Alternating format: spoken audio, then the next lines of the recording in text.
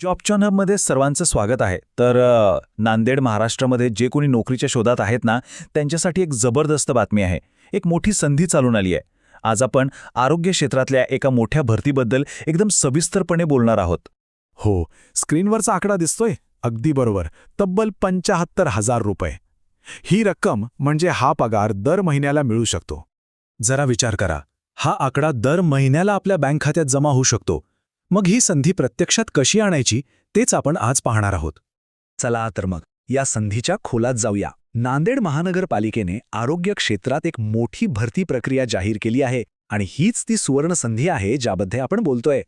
ही जी भरती आहे ना, ती राष्ट्रीय शहरी आरोग्य अभियान आणि राष्ट्रीय क्षयरोग दूरीकरण कार्यक्रमाअंतर्गत होतीये. म्हणजे ही एक अधिकृत आणि प्रतिष्ठित संधी आहे हे तर नक्कीच. आता सगळ्यात महत्त्वाचं की नक्की कोणती पदं आहेत, किती जागा आहेत आणि पगार किती मिळणार आहे. चला हे सगळं सविस्तरपणे पाहूया. इथे बघा, वैद्यकीय अधिकारी, staff nurse, pharmacist, lab technician म्हणजे बरीच वेगवेगळी पदं आहेत. आरोग्य क्षेत्रात काम करणाऱ्या अनेकांसाठी इथे नक्कीच काहीतरी आहे. आधी बोलूया सगळ्यात जास्त पगाराच्या पदांबद्दल. वैद्यकीय अधिकारी आणि तज्ज्ञांसाठी पगार तब्बल 60,000 ते 75,000 रुपये प्रति महिना आहे. अर्थात यासाठी पात्रता पण तशीच आहे. MBBS किंवा संबंधित विषयात पदव्युत्तर पदवी असणं गरजेचं आहे. आता वळूया स्टाफ नर्स पदाकडे. यासाठी एकूण 10 जागा आहेत. ज्यांचा GNM किंवा BSc नर्सिंग पूर्ण झाले त्यांना दरमहा 20,000 रुपये पगाराची ही नोकरी मिळू शकते. इतकंच नाही, फार्मासिस्ट आणि लॅब टेक्निशियनसाठीही संधी आहेत. दोन्ही पदांसाठी पगार 17,000 रुपये आहे. फार्मासिस्टसाठी D.Pharm किंवा B.Pharm आणि लॅब टेक्निशियनसाठी BSc सह DMLT पात्रता आवश्यक आहे. ओके, तर आता एक खूप महत्त्वाच्या मुद्द्यावर येऊया. म्हणजे सगळं तर छान आहे, पगार चांगला आहे, पदं आहेत, पण एक गोष्ट आहे, या सगळ्या नोकऱ्या कायमस्वरूपी नाहीत, त्या कॉन्ट्रॅक्ट बेसिसवर आहेत. मग आता प्रश्न असा आहे की ही एक संधी समजायची की एक अडथळा.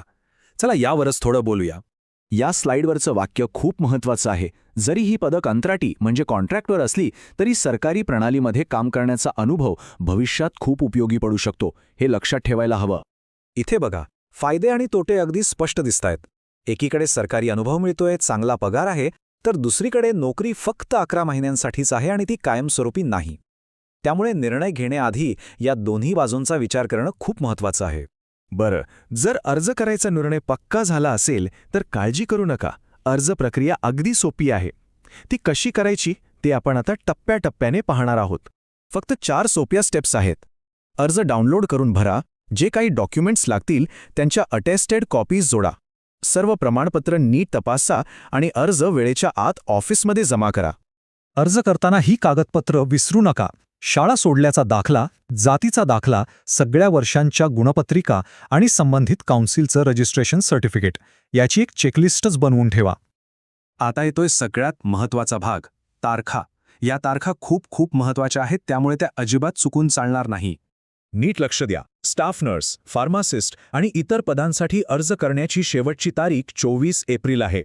आणि हो, वैद्यकीय अधिकारी आणि तज्ज्ञांसाठी 30 एप्रिल रोजी थेट मुलाखत आहे. वेळ खूप कमी आहे, त्यामुळे घाई करावी लागेल. जे उमेदवार थेट मुलाखतीसाठी पात्र आहेत त्यांनी पत्ता व्यवस्थित नोंदवून घ्या. मुलाखत नांदेड महानगरपालिकेच्या मुख्य कार्यालयात 3ऱ्या मजल्यावर रूम नंबर 301 मध्ये होणार आहे. तर मग काय वाटतंय? नांदेडमधलं हे गोल्डन तिकीट आपल्या करिअरची पुढची पायरी ठरू शकतं का? यावर नक्की विचार करा आणि जर तुम्ही पात्र असाल तर अजिबात वेळ घालू नका. लगेच अर्ज करा.